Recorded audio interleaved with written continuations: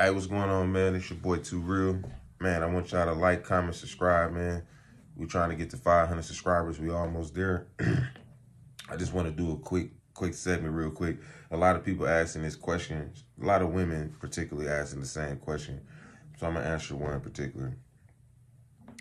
This woman, her name is Sandy. She's from Charleston, South Carolina. She said she don't care about man names. She want me to say her name. She said, please say her name. She said, I got a question for you. Are you in a relationship? If not, why? And what's your ideal woman?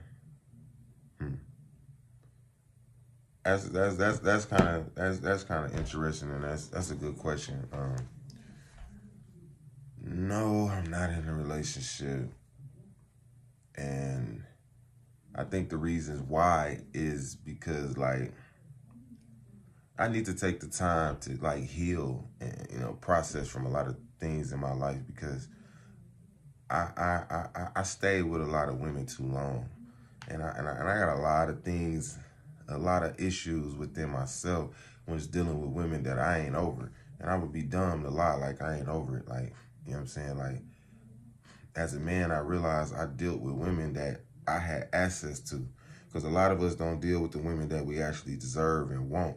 We deal with what we got access to. I dealt with what I had access to, and I stayed with women too long with unrealistic expectations of them. And I was somewhat delusional what to expect from them.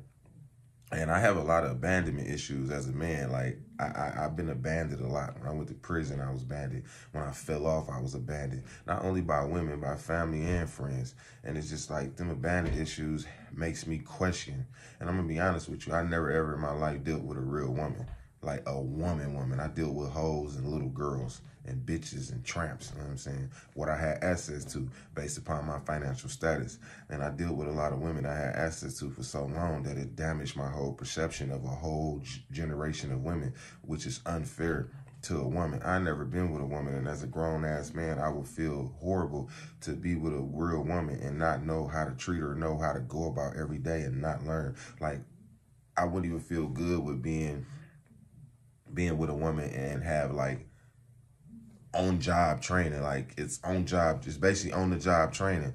And I just want to take this time to heal for myself so I can remove a lot of this abandonment, a lot of this hurt, a lot of this trauma that I have from women, because I don't play the victim in none of these situations. I take accountability for staying too long. I take accountability for having unrealistic expectations. I take accountability just for knowing that this was going to happen. I set myself up for this. So I can't be the victim. I got to be man enough and swallow that. But I got so consumed with dealing with what I had access to and staying with these women too long and just freelancing, you call it, out here dating and doing what I want to do and you know, catching little feelings and mixing my spirits with other people's spirits, and it kind of damaged me. It damaged my outlook on women. It damaged the way I feel about things, and I'm just like, that's not fair. So I ask God for this cleansing to continue to cleanse me and understand, make me understand what's real and what's not. And I just hope that one day God bring a woman in my life that's spiritually strong and mentally prepared.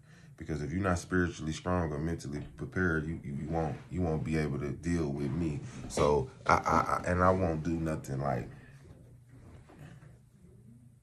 on purpose or purposely, just, you know, but it's just, I know me.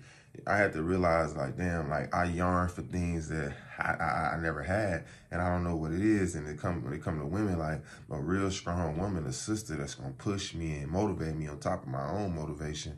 Because, you know, my mother always would tell me, like, she can rest and sleep in peace when she knows that my son has a real woman that'll never leave his side. Because every time I went to prison, the only woman that never left me was my mother.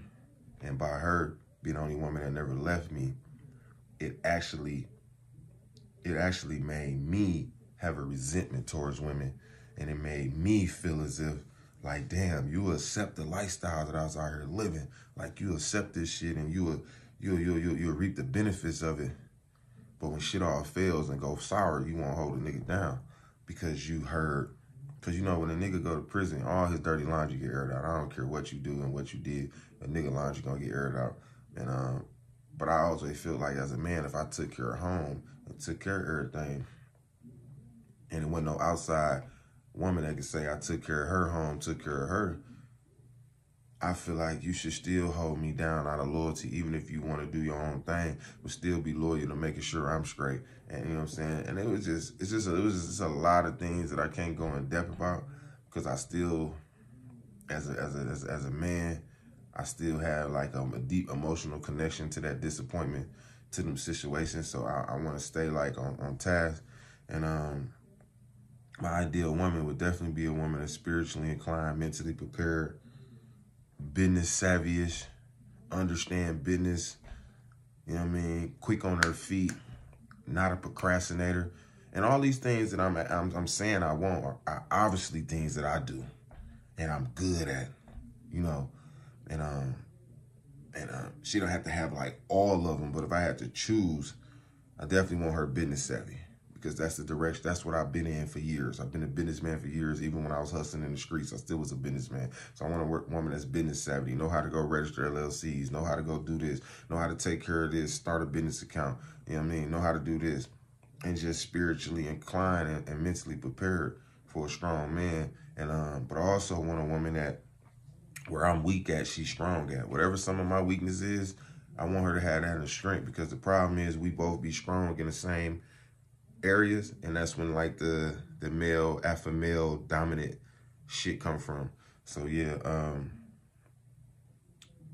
that's one of the things that I yearn for. You know what I'm saying? Like I yearn for that. You know what I'm saying? Like skin tone, complexion, stuff like that, I'm really not for that. It's more for like the vibe, the energy. Like it's just like, one thing about a man like me, I know when I'm feeling something, because it's a woman that it'll be 3-4 women that they couldn't get me to do shit for them, nothing, not just necessarily financially. And then I meet this one woman, she makes me want to do everything for her. And I think that's that butterfly feeling when you meet somebody, because especially when she beautiful and humble, and like, not necessarily humble, but like more like, it's the saying that I say, when you a bad bitch and you a fly bitch and you up top bitch and you looking good, if you can make a regular nigga feel like a boss, that kind of analogy, like, you know what I mean, he a regular person, but you make him feel like a boss, make him feel good, that right there, you know what I'm saying, it's like that extra motivation a man need. And like, my ideal woman would definitely be somebody who has a lot of them qualities, you know, the ability to read the room, you know what I'm saying, and read the man she with, you know what I mean, and just like want to stay in that fight, you know what I mean. And it's not a perfect woman. Like, she's gonna have her ups and downs, she's gonna have her problems. As long as they're good, I'll weigh the bad and I'll weigh the flaws. I really hope that answered the question for you. Yeah, like, subscribe, comment, share. Really speaking of podcasts, man, these are the early developments. It's gonna be a lot of raw conversations that's gonna be longer than 1 minute. Make sure y'all stay tuned and tapped in. Believe that.